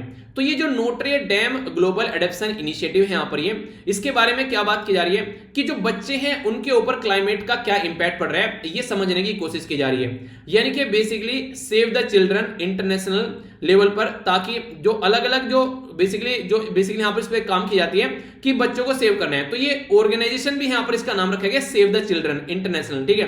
तो सेव द चिल्ड्रन इंटरनेशनल के द्वारा यहाँ पर बात की जा रही है कि एक स्टडी की गई कि बच्चों के ऊपर क्लाइमेट का क्या इंपैक्ट पड़ेगा, खासकर सब सहारन अफ्रीकन में, जिसमें 45 कंट्री है, उसमें से लगभग 35 कंट्री के ऊपर बहुत ह्यूज इंपैक्ट पड़ने वाला है। जैसे चैड हो गया, सोमालिया हो गया, इसी के साथ में सेंट्रल अफ्रीकन रिपब्लिक एरिटेरिया हो गया, ठीक है, डेमोक्रेटिक रिपब्लिक कोंगो हो गया।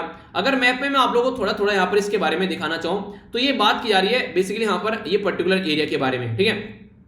अपनी कंट्री यहाँ और ये वाला एरिया यहाँ, तो ये वो है जहां पर मरुस्थलीय वाला रीजन देखने को मिलेगा आप लोगों को। तो इस पर्टिकुलर रीजन के बारे में बात की जा रही है। तो दिक्कत बहुत सारी है बच्चों को यहाँ पर। अराउंड 490 मिलियन के करीब जो चिल्ड्रन हैं वो 18 यहाँ पर 35 में से जो 18 अफ्रीकन कंट्री है वो हाई रिस्क में है क्लाइमेट के इंपैक्ट के। 750 मिलियन जो है यहाँ पर लगभग 45 कंट्री के जो लोग हैं वो काफी दिक्कत में, जिसमें पाकिस्तान, बांग्लादेश, अफगानिस्तान भी आते हैं। 210 मिलियन के करीब आप लोगों को और ज्यादा प्रॉब्लम में देखने को मिलेंगे। दिक्कत क्या है यहाँ पर, ये फ्लड आ सकता है, ड्रोथ आ सकता है, हरिकेन देखने को मिलेंगे, एक्सट्रीम वेदर कंडीशन देखने को मिलेगी, ठीक है। तो वनरेबल रहती है इसके लिए कई सारी फैमिलीज और बच्चे। इसी के साथ में आप लोगों ने सुना होगा कि हेल्थ सिस्टम पर कई बार इंपैक्ट पड़ता हुआ नजर आता है इन सब चीजों का, जो कि ऑलरेडी कई सारी चीजें लिमिटेड कर देती हैं। 9.1 मिलियन जो पीपल हैं इसके बारे में अगर बात की जाए, ऑलरेडी यहां पर 2020 में बोला गया था कि डिस्प्लेस हो चुके हैं, एक जगह से दूसरी जगह पर जा चुके हैं, सूखे की वजह से पानी नहीं मिल रहा है, वहां पर बारिश ज्यादा हो गई, बाढ़ आ गई, कई सारी रीजन बन जाते हैं, तो इसकी वजह से डिस्प्लेस हो रहे हैं। तो अगर बात की जाए मोस्ट ऑफ देम जो है वो साउथ और जो यहाँ पर साउथ ईस्ट एशिया या फिर हॉर्न ऑफ अफ्रीका कंट्री से निकल कर आते हैं। हॉर्न ऑफ अफ्रीका में कौन कौन कंट्री आती है ये मैंने आप लोग कई बार पहले बताया। चलिए आप लोगों को देखता हूं कौन कौन सही आंसर देता है। तो कंफर्म किया जाता है वर्ल्ड मेट्रोलॉजिकल ऑर्गेनाइजेशन के द्वारा, ये यहाँ पर ग्लोबल क्लाइमेट रिपोर्ट के द्वारा भी, हाँ ये भाई साहब ये दिक्कत पड़ने वाली है। हमारी कंट्री में नीति आयोग के द्वारा भी ये बातें बोली गई है, क्योंकि जब जब क्लाइमेट चेंज होता है फूड शॉर्टेज देखने को मिलेगी, क्योंकि उस लेवल का टेम्परेचर नहीं रहेगा, बारिश ज्यादा हो गई, बाढ़ आ गई या फिर सूखा पड़ गया, तो डिसीज कई सारी देखने को मिलती है, हेल्थ थ्रेट देखने को मिलती है, वाटर स्कार्सिटी यानी कि पानी की कमी देखने को मिलती है। इसी के साथ में कई बार वाटर का लेवल ज्यादा बढ़ जाता है, जैसे ग्लेशियर पिघलते हैं, बर्फ पिघलती है, फिर पहाड़ से पिघल के ये ओशन के अंदर आती है। तो बहुत सारे फैक्टर आप लोग यहाँ पर देखने को मिलेंगे। तो डिसरप्ट होती है फूड सप्लाई, रिड्यूस होती है एक्सेस और इफेक्ट करती है, और जो गरीब है उसके ऊपर तो ह्यूज इंपैक्ट डालती है।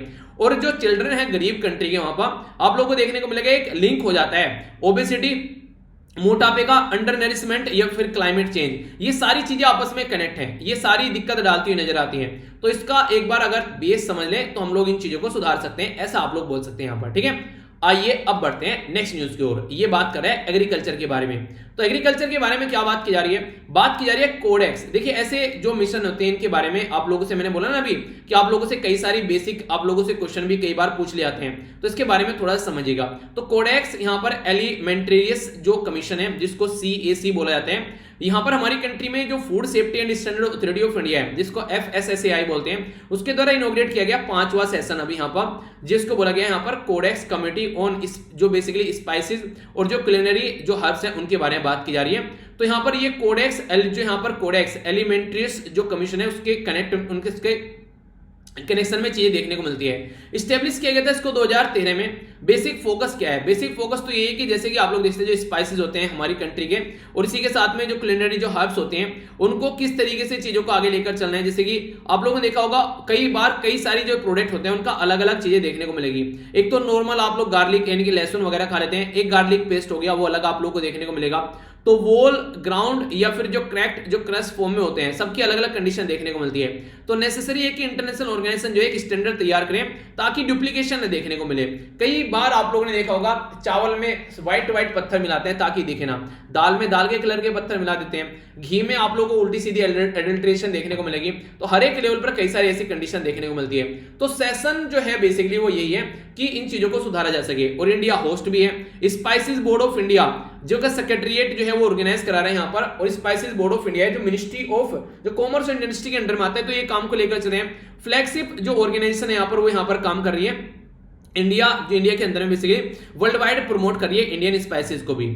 जो यहाँ पर कोडेक्स ये एलिमेंट्रियस जो कमीशन है यहाँ पर, ये एक इंटरनेशनल बॉडी है जो कि स्टैब्लिश की गई थी UN Food and Agriculture Organization और इसी के साथ में वर्ल्ड हेल्थ ऑर्गेनाइजेशन के द्वारा मिलकर 1963 में। ये basically joint food sustainable programme के बारे में बात करती है। तो यहाँ पर CAC जो है ये होस्ट किया जाता है फूड एंड एग्रीकल्चर ऑर्गेनाइजेशन जो रोम इटली के अंदर में है। ये प्रोटेक्ट करती है हेल्थ कंज्यूमर और इसी के साथ में फेयर प्रैक्टिस फूड ट्रेड के अंदर में, और इसी के साथ में रेगुलर सेशन इसके ऑल्टरनेटिवली होते हैं, एक बार जेनेवा में और एक बार रोम में, ठीक है। तो ये बेसिक इंफॉर्मेशन हो गई। अगर food and safety standard authority of India के बारे में बात करें जिसको आप लोग FSSAI बोलते हैं, तो ये हमारी कंट्री में ministry of health and family welfare के अंडर में आती है। 2011 में इसको एस्टेब्लिश किया गया था, ठीक है। 2011 में दिल्ली में हेडक्वार्टर है, रीता तेवतिया इसकी चेयरपर्सन है, जो कि कई बार पहले मैं आप लोगों को बता चुका हूं। बस ये याद रख लीजिएगा कौन सी मिनिस्ट्री के अंडर में आती है, क्योंकि मिनिस्ट्री कई बार आप लोगों से क्वेश्चन की फॉर्म में पूछ ली जाती है, ठीक है। डिफरेंट और बड़ी ही प्यारी सी न्यूज है यहाँ पर। ये बात की जा रही है कोरल रीफ के बारे में। आप लोगों ने NCERT में भी कई बार इनके बारे में पढ़ा होगा, कोरल रीफ के बारे में सुना भी होगा। अभी यहाँ पर बात की जा रही है TOUGH टफ कोरल के बारे में। ये क्या होते हैं? नॉर्मली ये माना जाता है कि जब जब इन्वायरमेंट में कोई चेंज होता है तो कोरल जो रीफ होते हैं वो अपने आप को रॉक हार्ड स्केलेटन में कन्वर्ट कर लेते हैं, यानी कि ऐसे सूखे सूखे आप लोगों को देखने को मिलेंगे। कई बार जिनको बोलते हैं कि कोरल जो है वो डाई कर गए यानी कि मर गए, पर लेकिन रियलिटी में ऐसा देखने को मिलता नहीं है। इनका जो आसपास का जो एरिया है ये उसको टफ बना लेते हैं, पर लेकिन जिंदा उस टाइम पर भी रहते हैं क्लाइमेट के इंपैक्ट की वजह से। जो स्टडी की गई यहाँ पर बेसिकली स्टाइलोफोरा, ये यहाँ पर पेस्टिला यहाँ पर पेस्टिलेटा, ठीक है। तो यहाँ पर बेसिकली इसके द्वारा ये चीजें जो सामने निकल कर आई, जो कोरल है यहाँ पर इंडो पैसिफिक के अंदर, उसमें ये बात की जा रही है कि यहाँ पर बायो मिनरल ये कंटेन करते हैं, जिसमें बेसिकली मिक्सचर रहता है प्रोटीन्स का, जो रिजेंबल करता है ह्यूमन बॉडी, जो ह्यूमन बोन्स नहीं होती, जैसे हमारी हड्डियां होती हैं, काफी टाइट और कड़क होती हैं, तो उसी कैटेगरी में ये भी अपने आप को कन्वर्ट कर लेते हैं। सेवरल जो प्रोटीन्स होते हैं वो यहाँ पर एक तरीके से इकट्ठा हो जाते हैं यहाँ पर, और ये क्रिटिकल फॉर्मेशन देखने को मिलती है, जो कि रॉक हार्ड कोरल स्केलेटन में कन्वर्ट हो जाती है, जैसे ह्यूमन की हड्डियां होती हैं। तो इसका मतलब ये नहीं कि मर गए हैं, जिंदा ये तब भी रहते हैं। इसी प्रवृत्ति की वजह से जो है, जब जब इन्वायरमेंट में कोई चेंज होता है, कोई दिक्कत आती है, तो इसी की प्रवृत्ति की वजह से आते हैं, जिसको हम लोग एक प्रोसीजर भी बोलते हैं, इसका नाम है बायो मिनरलाइजेशन। तो यहां पर ये अपने आप को मिलियंस ऑफ ईयर से अपने आप को सेव करते हुए आ रहे हैं, ठीक है। तो समझ रहे हैं कि ये मतलब ऐसा नहीं कि मर जाते हैं, यहां पर ये कॉन्टिन्यूअसली अपने आप को सेव करते हैं इन सब चीजों से, ये आप लोग याद रखना। बायो मिनरलाइजेशन जो यहां पर बोला गया है, ये एक प्रोसेसर है जिसमें फॉर्मेशन रहता है, यहां पर हायरार्किकल जो स्ट्रक्चर देखने को मिलती है। तो इनऑर्गेनिक जो मटेरियल है वो जनरेट करते हैं, जैसे कि ऑर्गेनिज्म हो गया, जैसे कि सेल्स, बोन्स या फिर टीथ वगैरह होते हैं, तो उसी का फॉर्मेशन उसी तरीके से यहां पर ये कोरल रीफ में आप लोग को यूज होता हुआ नजर आएगा। कोरल्स जो है वो मेड होते हैं जेनेटिकली, जो आप लोग बात करें आइडेंटिकल जो ऑर्गेनिज्म होते हैं, जिनको ये क्वेश्चन कई बार पूछा जा चुका है, याद रखिएगा। पोलिप्स बोलते हैं इनको, आप लोगों से पूछे कोरल जो बने होते हैं वो पोलिप्स के बने होते हैं, ठीक है। पोलिप्स जो है इसके अंदर आप लोगों को एल्गी वगैरह देखने को मिलेगा। जूजेंथला का नाम आप लोगों ने सुना होगा कई बार, एनसीईआरटी में भी इसका नाम है, ठीक है। तो ये टिश्यू आप लोगों को इसके अंदर नजर आएगा। कोरल और जो एल्गी है यहाँ पर ये एक तरीके से म्यूचुअलिस्टिक रिलेशनशिप में है। म्यूचुअलिस्टिक रिलेशनशिप मतलब इससे इसको फायदा होता है और इससे इसको फायदा होता है, ठीक है। तो उस तरीके से आप लोग बोल सकते हैं। तो यानी कि एक तरीके से ये एक तरीके से फायदे वाले रिलेशनशिप है, जैसे हम लोग बोले बांग्लादेश को कि यार मिलकर काम करते हैं, हम भी, हमसे जो फायदा तुमको हो रहा है वो तुम लेते रहो, तुमसे जो हमको हो रहा है वो हम लेते रहे। तो कोरल जो प्रोवाइड करते हैं जूजेंथला, ये एक तरीके से यहाँ पर कंपाउंड नेसेसरी फॉर फोटोसिंथेसिस, तो ये इसको प्रोवाइड कराते हैं। रिटर्न में जूजेंथला जो है वो कोरल जो बेसिकली सप्लाई करता है कोरल को विद ऑर्गेनिक जो प्रोडक्ट्स होते हैं वो फोटोसिंथेसिस, यानी कि एक दूसरे की हेल्प करते हुए आप लोगों को नजर आते हैं, जिसकी वजह से सर्वाइव करते हैं, जैसे कि कार्बोहाइड्रेट वगैरह हो गया। तो जूजेंथला जो है यहाँ पर ये सप्लाई करता है the coral with organic product photosynthesis, जैसे कार्बोहाइड्रेट हो गया।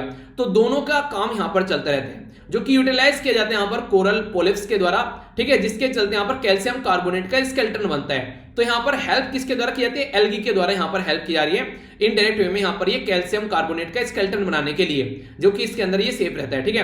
कोरल्स जो है यहाँ पर ये एक तरीके से इसेंशियल जो न्यूट्रिशन जूजेंथला जो है वो रेस्पॉन्सिबल है यहाँ पर यूनिक ब्यूटीफुल कलर, जैसे मैंने बोला ना अभी यहाँ पर जो कलर निकल कर आते हैं, तो इन्हीं चीजों की वजह से यहाँ पर ये कलर निकल कर आते हैं। इसीलिए यहाँ पर आप लोगों ने देखा होगा ये जो कलर्स रहते हैं इसके यहाँ पर कोरल्स को यहाँ पर रेन फॉरेस्ट ऑफ द सी भी बोला जाता है। यहाँ पर ये दो कैटेगरी में होती है, हार्ड और सॉफ्ट में। जो यहाँ पर सैलो वाटर में आप लोगों को देखने को मिलेंगे वो हार्ड देखने को मिलेंगे, और जो डीप वाटर में देखने को मिलेंगे वो आप लोग को सॉफ्ट देखने को मिलेंगे। बाकी कोरल के बारे में एनसीईआरटी में पूरे चैप्टर दे रखे हैं, डिटेल में चीजें समझा रखी है, तो एनसीईआरटी जरूर पढ़िए बेसिक इन्फॉर्मेशन के लिए, जो मैं आप लोग को हमेशा बोलता हूं, ठीक है। तो यहां तक अगर टकटकी लगाकर लेक्चर सुन लिया है तो आइए एक बार रिव्यू और कर लेते हैं, और उसके बाद में क्विज फिर हम लोग देखेंगे, ठीक है। सबसे पहले हम लोगों ने क्या बात की, एक इंपॉर्टेंट डे के बारे में जाना, जिसकी थीम भी हम लोगों ने समझी क्या क्या बातें। हम लोगों ने फिर शॉर्ट न्यूज देखी यहाँ पर कॉन्फ्रेंस जो पार्टी 13 के बारे में जाना, और कई सारी बेसिक इंफॉर्मेशन हम लोगों ने समझी, ठीक है, क्या क्या बातें चल रही हैं। इंटरनेशनल न्यूज में हम लोगों ने समझा जो बेसिकली समिट क्लाइमेट के बारे में, तो डिटेल में हम लोगों ने डिस्कस किया इसको। नेशनल न्यूज में हम लोगों ने ई प्रॉपर्टी कार्ड के बारे में और कई सारी बेसिक इंफॉर्मेशन समझी। एक खतरनाक टाइप की बीमारी देखी बच्चों के अंदर जो रेयर डिजीज है, इसके बारे में हम लोगों ने समझा। इकोनॉमी के अंदर माइक्रो फाइनेंसिंग के बारे में हम लोगों ने जाना। ये साइंस एंड टेक्नोलॉजी में हम लोगों ने क्रूड 2 ये इसके बारे में बेसिक डिटेल में इंफॉर्मेशन समझी, जो हम लोगों ने मेंबर भी देखे। सर्वे रिपोर्ट में देखा कि बच्चों के ऊपर क्या क्लाइमेट चेंज का इंपैक्ट पड़ रहा है वो समझा। एग्रीकल्चर के बारे में अगर बात करें यहाँ पर, तो हम लोगों ने CAC के बारे में समझा क्या है, उसी के साथ में यहाँ पर ये food standard authority of India के बारे में हम लोगों ने समझा, ठीक है, food safety and standard authority. Environment में हम लोगों ने कोरल रीफ के बारे में जाना, तो ये सारी चीज देखी, ठीक है। अब यहाँ पर आप लोगों के सामने क्वेश्चन, तो क्वेश्चन का आंसर दीजिए टकटकी लगाकर। ना आप लोगों से पूछा गया national marine turtle action plan जो है वो कब तक अब यहाँ पर एक्सटेंड किया गया, कौन सी कंट्री एलिफेंट कंजर्वेशन के बारे में बात करती है, इंडिया और उस कंट्री के बीच में। यूनाइटेड नेशन क्लाइमेट जो चेंज कॉन्फ्रेंस है 26 वो कहां पर होने वाली है, नवंबर के महीने में, ठीक है। प्राइम मिनिस्टर साहब के द्वारा स्वामित्व जो अवार्ड है वो कब लॉन्च किया गया हमारी कंट्री में, स्वामित्व की फुल फॉर्म क्या है, आर्टिकल कौन सा है, पंचायत के बारे में बात करता है, कौन सा आर्टिकल बात करता है स्टेट को अपनी पावर जो है शेयर करनी चाहिए बेसिकली, हमारी कंट्री में जो लोकल गवर्नमेंट है उसके साथ में, ठीक है। इसी के साथ में जो एस्ट्रोनॉट है यहाँ पर वो कौन किसके साथ में, नासा के साथ में मिलकर कौन सी प्राइवेट कंपनी काम कर रही है, ठीक है, कौन सी ऑर्गेनाइजेशन मिलकर यहाँ पर काम कर रही है, CAC के बारे में बताइए। इसके साथ में रेन फॉरेस्ट जो है ऑफ द सीज वो किसको बोला जाता है, तो ये बेसिक इंफॉर्मेशन है जिसका आंसर आप लोगों को देना है, ठीक है। बाकी के आप लोगों के सामने यहाँ पर ये